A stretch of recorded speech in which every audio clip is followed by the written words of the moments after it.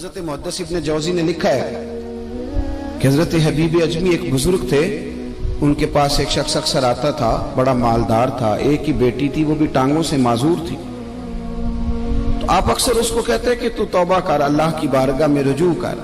ایک وقت ایسا آتا ہے کہ پھر انسان کا جب کوئی اپنا نہیں رہتا پھر اسے مصلی یاد آتا ہے، لیکن اگر مصلی کی عادت بچپن سے پڑ جائے نا تو پھر ذرا آسان ہوتا ہے اللہ سے دل لگانا۔ وہ اکثر آپ اس کو کہتے کہ ٹھیک ہو جائے کہ تو بیٹی ہے، وہ بھی بیچاری معذور ہے، تو کہاں دولت لے جائے۔ آج کرتا ہوں، ہم تاریخیں دیتے رہتے ہیں نا اللہ تعالیٰ کو معاذ اللہ کہ رمضان سے میں نے نیک ہو جانا ہے، عمرہ کر کے آؤں گا تو پھر میں پکا نمازی ہوں۔ خدا کے بندو، کس نے تجھے بتایا کہ رمضان تک تو زندہ رہے گا؟ کس نے خبر کی کہ عمرہ کرنے تک تو بچے گا؟ حضرت حبیب اجمی اس کو کہتے تو کہتا بڑی جلدی ٹھیک ہو جاؤں گا۔ ایک دن سویرے سویرے توبہ کرنے آ گیا۔ آپ نے فرمایا کیا ہوا؟ تو کہنے لگا حضرت جی کل ایک 15 سال کا نوجوان ملا ہے اور مجھے توبہ کرا گیا۔ مزہ ہی اس عمر میں اللہ اللہ کرنے کا، نبی کریم سے محبت بھی کرنی ہو تو یہی عمر ہے۔ عشق لگا سی کھیڈاں کھیڈ دی نوں تے پھر مینوں کھیڈاں بھول گئیاں، کجل پایا سی میں یار دے ویکھنے نوں، پھر او دی یاد وچ روندیاں ہی ڈول گئیاں۔ حیدر شاہ اس گلی کدے نہ رولدی پر ہن تے رولدی رول گئیاں۔ جن لوگوں نے ابو جال کو قتل کیا تھا ان کی عمر بھی 15 سال تھی۔ ہم تو بڑے ہی نہیں نہ ہوتے ساری زندگی، نہ ہمیں کو بڑا ہونے دیتا ہے، ہم بڑے ہی نہیں ہوتے، یہ تو عمر ہے کچھ کر گزرنے کی۔ 15 سال کا نوجوان توبہ کرا گیا تو حضرت حبیب اجمی کہنے لگے وہ کیسے؟ کہنے لگا حضرت جی میں کل منڈی گیا تھا، مجھے کچھ سامان خریدنا تھا، تو بغداد کے بازار سے میں نے مچھلی خرید لی 10 کلو، باقی بھی سامان تب خود لے جا نہیں سکتا تھا۔ تو مزدور آپ کو پتہ ہے بیچارے آج بھی سڑکوں پہ بیٹھے ہیں، تو مزدور بیٹھے تھے تو ان میں ایک نوجوان 14-15 سال کا، چہرے پہ بڑی روشنی۔ میں نے اس کو کہا بیٹے مزدوری کرو گے؟ کہنے لگا حضور مزدوری بھی کرتا ہوں، پڑھائی بھی کرتا ہوں، اور جو اللہ کو منظور ہو اس کی عبادت بھی کرتا ہوں۔ میں نے اسے کہا کہ یہ میرا سامان ہے فلان جگہ پہنچانا ہے، کیا لوگے؟ کہنے لگا 3 دینار مزدوری۔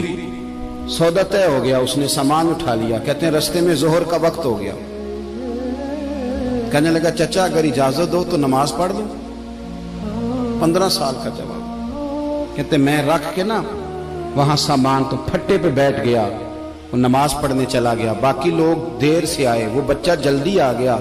میں نے کہا بیٹے آپ جلدی آ گئے؟ کہنے لگے نفل چھوڑ دیے، آپ یہی نہ سمجھ لیں کہ کام چور ہے، میں بعد میں پڑھ لوں گا۔ کہتے ہیں وہ دوپہر کا وقت، رمضان بھی نہیں تھا، میں اس بچے کو نوجوان کو گھر لے گیا اور میں نے اپنی بیوی سے کہا کہ بڑا نیک ہے، نمازی ہے، اور راستے میں یہ بھی ہوا ہے کہ میں نے اسے ایک دفعہ کہا ہے کہ یہ مجھے تھوڑی دیر کے لیے دے دو، گرمی بڑی ہے، تمہیں پسینہ آ رہا ہے، میں اٹھا لیتا ہوں۔ کہنے لگا نہیں چچا میں رزق حلال کھاتا ہوں، اگر آپ اٹھائیں گے تو میں 3 دینار مزدوری پوری نہیں لوں گا، پھر پیسے کم کروں گا، میں نے طے کیا ہے کہ اٹھاؤں گا۔ تو کہتے ہیں میں نے اپنی بیوی کو بتایا تو بڑی متاثر ہوئی، کہنے لگی دوپہر کا کھانا پک گیا، اسے کو روٹی کھا لے، رمضان بھی نہیں تھا۔ کہتے میں باہر نکلا، اس کو 3 دینار تھمائے، تو میں نے کہا بیٹے ایک بات میری مانو گے؟ کہنے لگا بتائیے۔ میں نے کہا کھانا پکائے کھا لو۔ کہنے لگا میں معافی چاہتا ہوں، میں نے روزہ رکھا ہوا ہے۔ حضور نے حکم دیا، حکم نبی کریم نے حکم دیا، بخاری مسلم کی حدیث ہے، فرمایا نوجوانوں اگر تمہارے پاس طاقت ہے تو نکاح کر لو ورنہ روزے رکھو۔ حکم دیا، یا نکاح اور یا روزے، یہ سرکار کا حکم ہے۔ بھائی نفلی روزہ نفس کی قوتوں کو کچلتا ہے، انسان میں نورانیت اور روحانیت لاتا ہے۔ کہتے وہ کہنے لگا میں نے روزہ رکھا ہے، میں اور متاثر ہو گیا۔ میں نے کہا اب کیا کرو گے؟ کہیں اور جانا ہے؟ کہنے لگا نہیں، میں جس دن 3 دینار کما لیتا ہوں پھر میں مزید لالچ نہیں کرتا، باقی وقت یا قرآن مجید پڑھتا رہتا ہوں یا نبی پاک پہ درود شریف پڑھتا رہتا ہوں۔ آپ بتائیں؟ تو میں نے کہا کہ افطار میرے ساتھ کر لو۔ کہتے ہیں میں اسے مسجد چھوڑ آیا اور خود میں لوٹ آیا۔ افطار کے بعد میں اسے لایا، کھانا کھلایا، عشاء پڑھی، اس کا گھر دور تھا، میں نے ڈرائنگ روم کھول دیا، بیٹھک کھول دی، وہیں وہ سو گیا۔ میری 20 سال کی معذور بچی کبھی چل نہیں سکتی تھی، کوئی طبیب کوئی حکیم میں نے چھوڑا نہیں تھا اس کو دکھایا نہ ہو۔ ایک ہی بیٹی، وہ بھی معذور پیدائشی، اس کے کمرے میں گئے، میاں بیوی اسے کھانا کھلا اور بتایا بیٹے ایک نوجوان ہے، بڑا نیک ہے، ہمارے گھر میں آج بڑا پرہیزگار۔ پتہ ہے حضور نے کیا فرمایا؟ نبی کریم فرماتے ہیں جب نوجوان اٹھ کے تہجد پڑھتا ہے نا، نوجوان تو اللہ فرشتوں کے سامنے اس نوجوان پر فخر فرماتا ہے. اللہ فخر کرتا ہے کہ عمر دیکھو اور دیکھو یہ میری بارگاہ. اللہ فخر کرتا ہے, اللہ یعنی خدا خود میرے مجلس بود, اللہ فخر کرتا ہے. اب سوچیں, تو ہم نے اپنی بیٹی کو بتایا کہ نوجوان اور بڑا نیک ہے, تو کہتے ہیں وہ کھانا کھلا کے ہم واپس آ گئے. آدھی رات کا وقت ہوا تو دروازے پہ دستک ہوئی. بچی اپنے کمرے میں سو رہی تھی, ہم اپنے کمرے میں, وہ بیٹھک میں. گھبرا کے اٹھے کہ اس وقت کون ہے دروازے پہ؟ تو بیٹی کہنے لگی ابا دروازہ تو کھولنا. کہتے ہیں دروازہ کھولا تو 20 سال ہو گئے تھے بیٹی کو, کبھی اس نے چل کے نہیں دکھایا تھا, کبھی دوڑ کے ادھر جاتی, کبھی ادھر آتی. کہتی الحمدللہ اللہ نے میری ٹانگیں ٹھیک کر دی. ہم دونوں رونے لگے, اے اللہ تو کتنا کریم ہے, کیسے ہوا بیٹے سارا کچھ؟ بیٹی کہنے لگی ابا آپ نے کہا تھا نا کہ نیک نوجوان آیا ہے, تو میرے دل میں خیال آیا اللہ اگر واقعی نیک ہے تو اس کے صدقے مجھے شفا ہی دے دے. یا ایھا الذین آمنوا اتقوا اللہ وابتغوا الیہ الوسیلہ.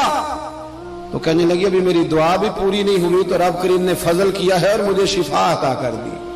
کہتے ہم دوڑ کے اس کے کمرے میں گئے, اور جب ہم نے ہاتھ رکھا تو دروازہ پہلے سے کھلا تھا, ایک خط چھوڑ گیا تھا. آج کل کے پیر کی کرامت ہوتی تو فیس بک پہ دے دیتا, باقیوں کو بھی ذرا پتہ چلے. کہتے ہیں وہ خط چھوڑ گیا اپنے بستر پہ کہ اگر تم لوگوں کو مجھ سے محبت ہو گئی ہے تو میرے پیچھے نہ دوڑنا, اس رب کی بارگاہ میں جھکنا جس رب نے میرے اوپر بھی فضل فرمایا ہے اور آپ پر بھی کرم فرمایا.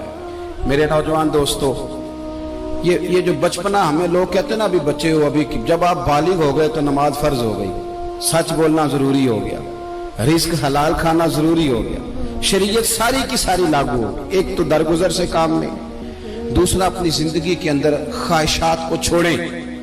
سادہ کھانا تو ویسے انسان کو تندرست رکھتا ہے.